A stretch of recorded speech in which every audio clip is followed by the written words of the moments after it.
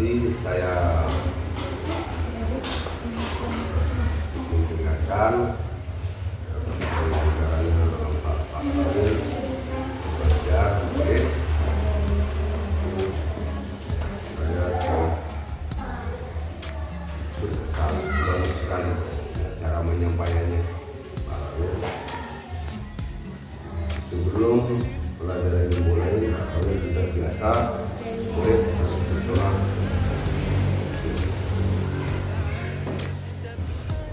Terus keduanya,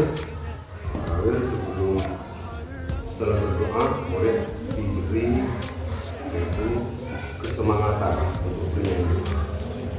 Bagus sekali karena supaya gembira sebelum ke inti tentang pembelajaran.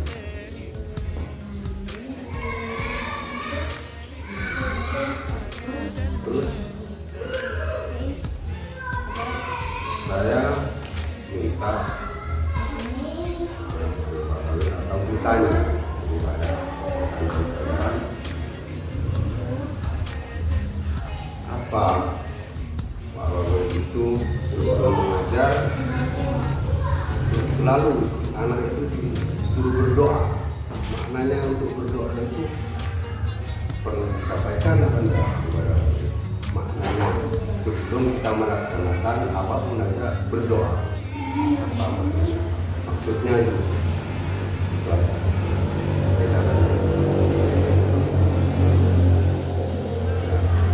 Kalau nanti dijawab sekarang supaya anak itu jelas Pak. Saya berdoa sebelum melaksanakan ini belajar atau mau makan anda berdoa. Itu maknanya kan ada banyak maksudnya. Jelaskan supaya anak lebih mengerti itu pasti maksudnya. Yang kedua, sebelum pelajaran dimulai, satu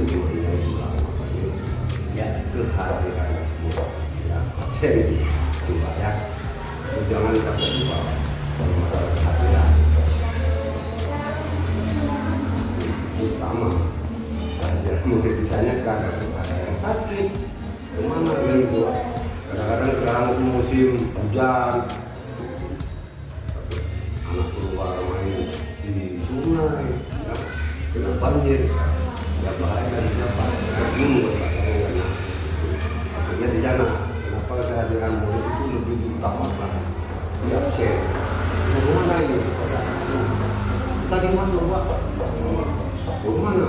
Tahu nanti main sungai. Karena musimnya begitu lah. Jangan terlupa kalau masalah absen. Terus tadi Pak Awil menyampaikan juga tentang rukun iman. Ya, nah, karena tidak anak tahu pada apa maksudnya, lengkapnya, terus pada mana dekatnya, ya sudah tahu kan. Terus yang kelima percaya pada hari kiamat. Kodar dan kodarnya itu Pak. Kodar. Yang keenam ya, yang keenam. Saja. Kurang mengerti. Tahu apalagi murid. Untung murid tak peka. Kalau ditanya apa Pak kodar dan kodar, karena lebih tahu gitu Pak. Ya kan? Itu aja Pak. Tidak ada. Kalau masalah yang lain sudah bagus semua dan semuanya.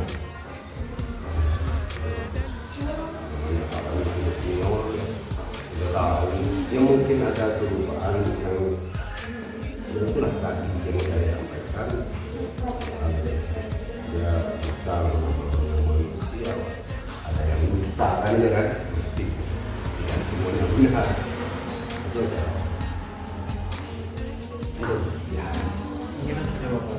Bismillahirrahmanirrahim. Apa yang Pak Mastur tanggapi dari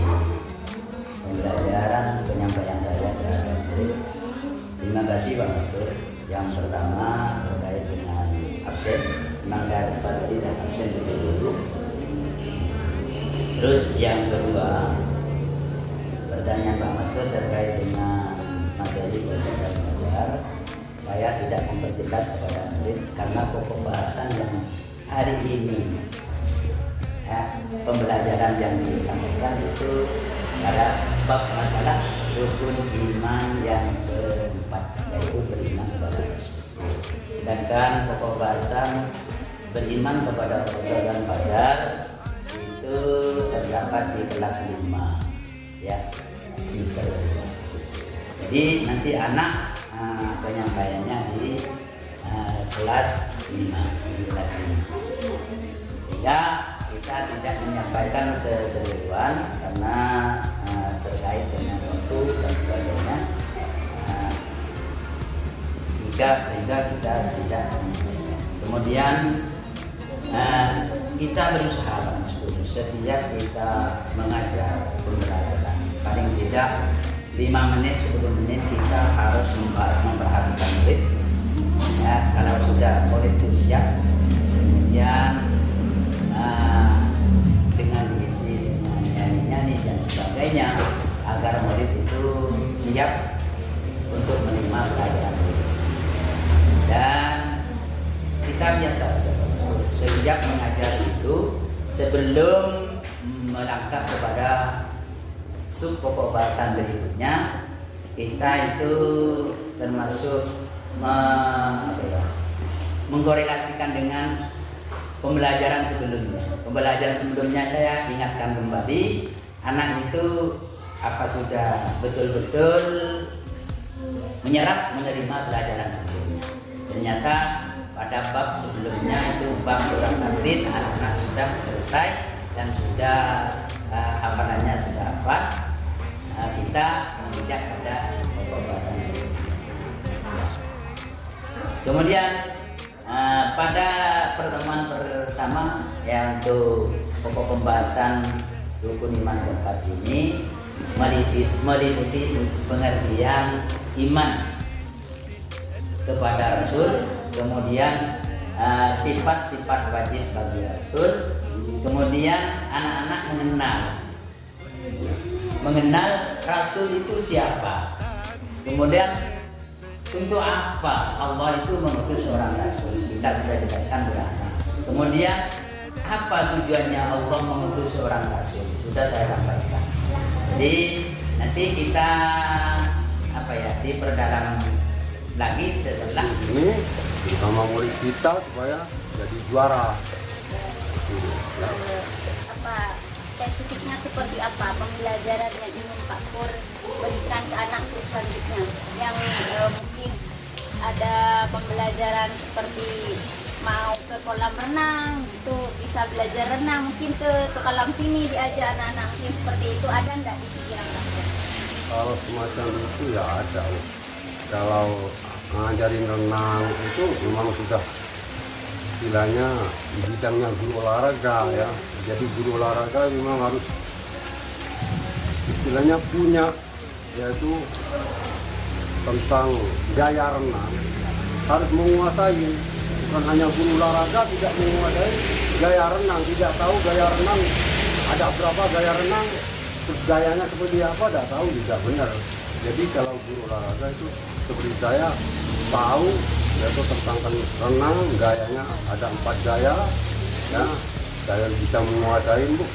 Cuman tidak saya tuh ke murid, saya setelah tanyakan ke murid tidak ada yang bisa renang, jadi masih belajar dari awal gitu. Kalau belajar dari awal itu tidak cukup 1 bulan 2 bulan kalau masalah renang gitu. 1 tahun pun harus rutin kalau masalah renang gitu loh. Jadi pikiran Pak Pur ada ya? Wah ada, sangat ada sekali ya. Karena saya punya gaya 4 gaya itu bisa menguasai, tidak tersalurkan sama murid itu rasanya kurang pas, kurang baik gitu. Jadi ilmu saya itu tidak bisa diturunkan ke murid, rasanya saya kurang puas gitu. Jadi kedepannya punya angan-angan semacam itu. Iya. Jadi untuk yang lebih baik, pengajaran yang lebih baik itu memang sudah ada direncanakan memang sudah ya. Sudah ada. Mungkin hanya itu, tapi untuk saran atau masukan, semoga kedepannya apa yang Pak Kur rencanakan atau yang ingin merubah pembelajaran supaya lebih baik seperti tadi bisa dilaksanakan kembali. Ya. Ya, amin. Walaupun dengan kondisi dan keadaan murid yang kurang lah istilahnya, fasilitas yang kurang, semoga bisa terrealisasikan seperti itu ya Pak Kur. Siap. Di depan. Ya.